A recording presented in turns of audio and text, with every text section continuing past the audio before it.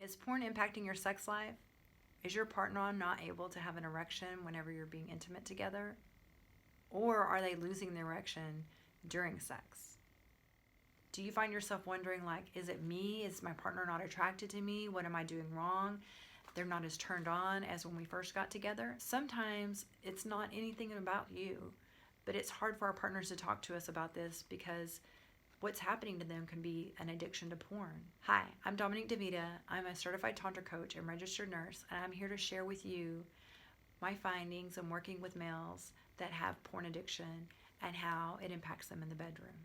Italian Society of Andrology and Sexual Medicine surveyed 28,000 Italian males to see what their porn habits are and what their sexual, real-life sex habits are. And what they found is that these guys are totally desensitized. The more and more porn they watch, the less and less likely it is that they will get an erection when they actually want to have sex with a live person. Now, first, I'm not trying to shame males. I'm just trying to raise awareness so that we can better understand what they're facing.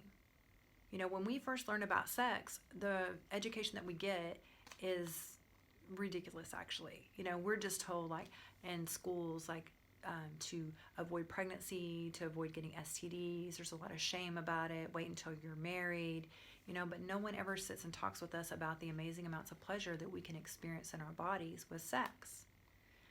So whenever we want to learn more about sex, then we've been drawn to looking at porn. And now that porn is so readily available on the internet, easily accessible, many of us look at porn as, you know, to demonstrate to us how to be better lovers. And unfortunately, a lot of times men think that, oh, what I'm seeing on screen is how I can please my partner. The challenge is that men begin watching porn at a young age. So by the time they're in their 30s or 40s, these are things that they've been doing already for many years, 10 or 20 years. One of the challenges that we face, both men and women, is that we first learn to masturbate. A lot of times we do it very quickly so that we're not caught by our parents. The way our brain works, there's a thing called neuroplasticity, and that's how the grooves that are connections, the connections that we make to pleasure in our brain over things being repeated again and again for many years. And the more we repeat these actions, the deeper that groove is embedded into our brain, and that just kind of becomes like almost like a habit, and we have this certain like pleasure loop of how we experience pleasure, the things we can think of or do that help us to experience orgasm more quickly.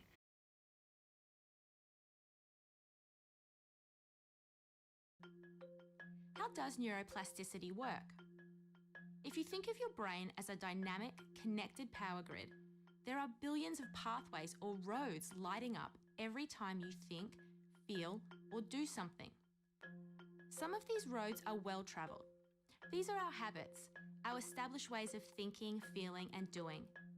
Every time we think in a certain way, practice a particular task, or feel a specific emotion, we strengthen this road. Say we think about something differently, learn a new task, or choose a different emotion. We start carving out a new road.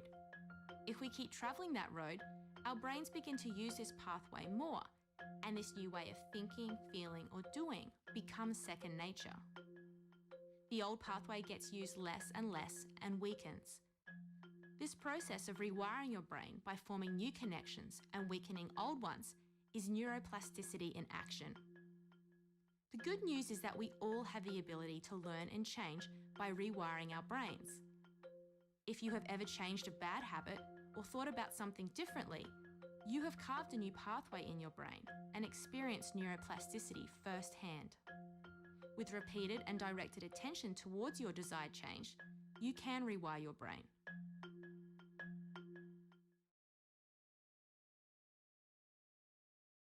Whenever they're teenagers, they train themselves through their masturbation techniques to have orgasms very quickly. So then when they're trying to be with their partner and please their partners, it's more challenging for them to last for longer periods of time because they've already kind of been having the neural pathways and those grooves within their brain to ejaculate more quickly. So they're not in fear of like being caught by their parents, you know. And so then you add in the component, the element of porn and watching porn, then they see these unrealistic images. They don't see any examples of great connection. They're not really seeing images of things that really please a woman. It's just kind of more satisfying to the male ego. And then that just trains them and brings them into, approaching us with techniques and doing things that really don't always bring us the most pleasure.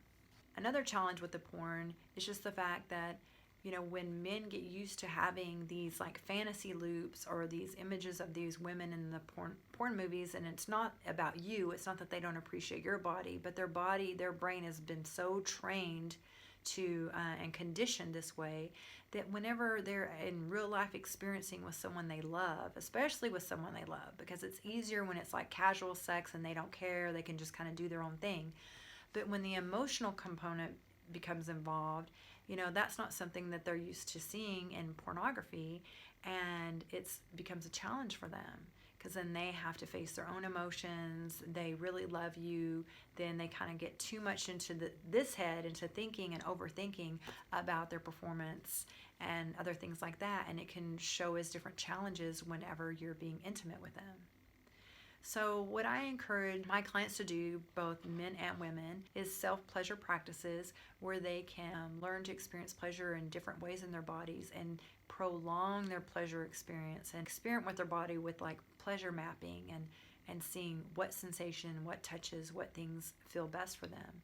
And especially with male clients, I encourage them to do things where it's like a more slow sensation. Because, if you notice with masturbating a lot of times with males and things you see in pornography, it's like a lot of friction and everything very quickly happening, right? But with females, when men try to emulate that and do that same thing with a female partner, we don't experience as much pleasure because all the nerve sensations that we have in our bodies for women, whenever we feel something slow, like I invite you just to rub your hands very slowly together, and when you go very slow, you can feel so much more amounts of pleasure than with the fast friction. So, when males are able to learn how to self-pleasure and keep their erections up with more gentle stimulation without it having to be so forceful and so fast, then they're able to maintain their erections when they're being intimate with their partners and with someone that they love. Another thing that I help them through is, I teach them how to use breath work, how to cultivate their sexual energy, how to use breathing practices to build their sexual energy, and learn how to have orgasms without ejaculating. That way they don't lose their vital energy or their chi energy, and they don't feel so depleted or drained after sex. In Taoist practices, it's understood that women, their life expectancy is longer than a male life expectancy, just based on the fact of how whenever females experience orgasm, the energy comes up within us and can be very rejuvenating and healthy for us, whereas when males have an orgasm, it is more of an outward release of energy, and it can be very depleting to their life force. So if they're constantly in these patterns of like jerking and squirting and just, like losing their whole vital energy and just feeling depleted and drained all the time, that's not helping them to live at their fullest potential either.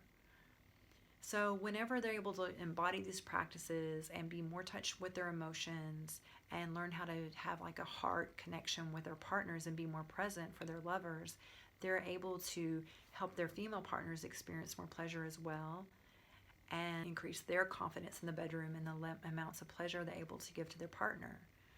So I invite you, if you have any questions, if you'd like to learn how to be a better lover, or if you're interested in couples coaching so that both you and your partner can experience more pleasure, deeper connection, and intimacy, I encourage you just to drop a yes in the comments below, and I'll send you a message and we can just find time for a discovery call to see how we can best work together. I'm looking forward to connecting with you, and I want you to experience pleasure beyond your wildest dreams.